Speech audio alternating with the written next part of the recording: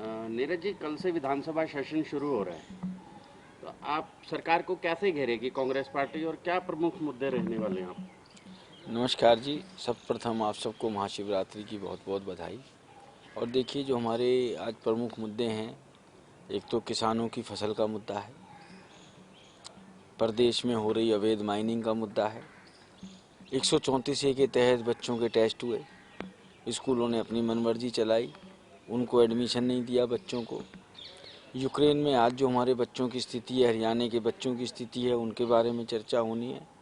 और बहुत से सारे ऐसे मुद्दे हैं जिनके ऊपर लेके प्रदेश में बेरोजगारी है, प्रदेश में बढ़ती हुई ड्रग्स की बात है, या प्रदेश में बढ़ते हुए अपराधीकरण की बात है, या मेडिकल नेग्लिजेंस की बात है। बहुत सारी चीज़ें ऐसी हैं जिनको लेके विधानसभा में चर्चा जरूर होगी। नीरज जी, 22 तारीख तक सेशन चलना है जिसमें अधिकांश हॉलीडे हैं, छुट्टियां हैं, तो क्या क्या सहमत है आप 8-10 दिन के, मतलब कुल मिला के तो 8-10 दिन ही रहेगा, बाकी तो तकरीबन? हाँ, 10 दिन का सेशन है, परंतु हमें एक चीज़ बड़ी अच्छी लगी इस सेशन के अंदर कि जैसे बजट 8 तारीख को पेश होगा, जो 9, 10, 11 3 दिन का टाइम हम विधायकों को बजट को समझने के लिए, पढ़ने के लिए, सलाह करने के लिए दिया गया, मैं इसको बहुत अच्छी पहल मानता हूँ माननीय अध्यक्ष महोदय की। कारण पहले आज बजट पेश होता था, 2 दिन के अंदर हम उस पर चर्चा भी कर लेते थे, सरकार का भी जवाब आ जाता था, एक जो एक विस्तृत उस बजट को लेकर चर्चा हो सकती थी। ठीक है, होगा तो वही जो सरकार चाह रही है, संख्या बल उनके साथ है, परंतु कम से कम हमें एक संतुष्टि तो हो कि हरियाणा की सबसे बड़ी पंचायत में हमें अपने इलाके की, अपने क्षेत्र की, अपनी जनता की बात रखी। ये जो 3 दिन का हमें समय मिला है और 2 दिन उसके बाद छुट्टी है, 5 दिन का समय बजट पढ़ने के लिए मैं समझता हूँ बहुत सफिशिएंट समय है। आजकल सर एक मुद्दा चर्चा में है, यूक्रेन, रूस और यूक्रेन का जो युद्ध चल रहा है।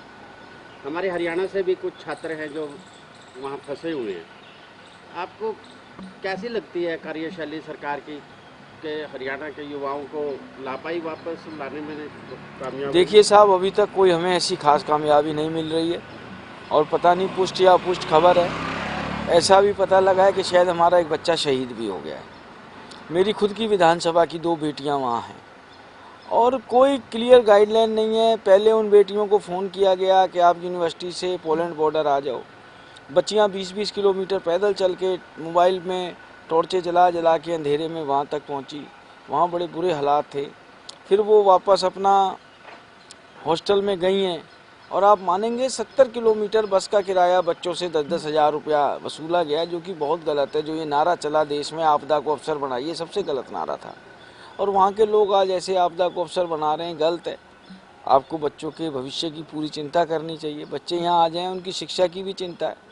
मैं कॉलिंग अटेंशन भी लगा रहा हूँ इसके ऊपर, ध्यानाकर्षण प्रस्ताव भी लेके आ रहा हूँ। और सबसे बड़ी बात भाई साहब कि आज इतने दिन हो गए, अब तक 400 बच्चे आए हैं, 2 जहाज आए हैं। पीछे भी कई कंट्रियों में से मसले हुए, लाखों लाखों हमने अपने हिंदुस्तानी भाई एयरलिफ्ट करे हैं पीछे, परंतु आज एयरलिफ्ट करें कहाँ से? जहाज ही नहीं है सरकार के पास। एयर इंडिया बेच दिया आपने। और जो बच्चे आ भी रहे हैं, 80-80 हज़ार, 70-70 हज़ार, 1-1 लाख की टिकट लेके आ रहे हैं, जो कि नॉर्मल 17 हज़ार, 20 हज़ार की टिकट थी। सब ने आपदा को अवसर बना ली, जो कि बहुत गलत है। अब तक तो हमारे सारे बच्चे सकुशल वापस हिंदुस्तान आ जाने चाहिए थे। ये देखो, भारत सरकार को देखना चाहिए कैसे कूटनीतिज्ञ काम ले, राजनीतिज्ञ ले, विदेश नीति देखे, कि जिससे कि सारे बच्चे हमारे सकुशल वापस आए।